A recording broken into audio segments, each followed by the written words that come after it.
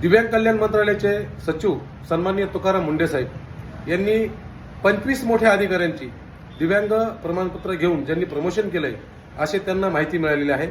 आणि ही माहिती मिळाली असताना त्या 25 अधिकाऱ्यांनी महाराष्ट्राचे मुख्यमंत्री देवेंद्र फडणवीस साहेब यांची भेट घेतली आणि त्यांचं म्हणणं आहे की तुम्ही तुकाराम मुंडे साहेबांना दिव्यांग कल्याण मंत्रालयाचे जे सचिव पद आहे त्याच्यावरून बदली करण्यात यावी हा आग्रह त्यांनी धरलेला आहे।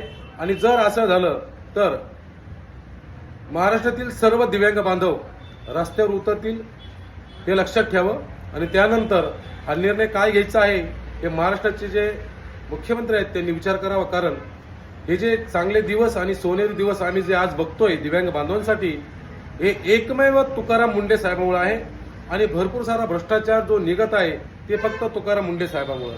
म्हणजे जे ज्यांना दोन हात नाही, ज्यांना दोन पाय नाही, ज्यांना डोळे नाही, ज्यांना बोलता येत नाही अशा लोकांचा दिव्यांगाचा दाखला बोगस काढून भरपूर हरामखोर नीच अवलादी सध्या या महाराष्ट्रामध्ये फिरत आहेत।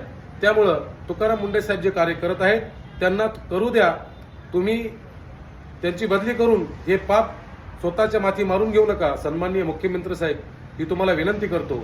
आणि जर असं झालंच तर अखंड महाराष्ट्रातील दिव्यांग बांधव तसेच प्रहार दिव्यांग क्रांती संघटना रस्त्यावर उतरल्याशिवाय राहणार नाही। मित्रांनो, हा व्हिडिओ जास्तीत जास्त शेअर करा जेणेकरून सर्व महाराष्ट्राच्या दिव्यांग बांधवांना हे कळेल। धन्यवाद।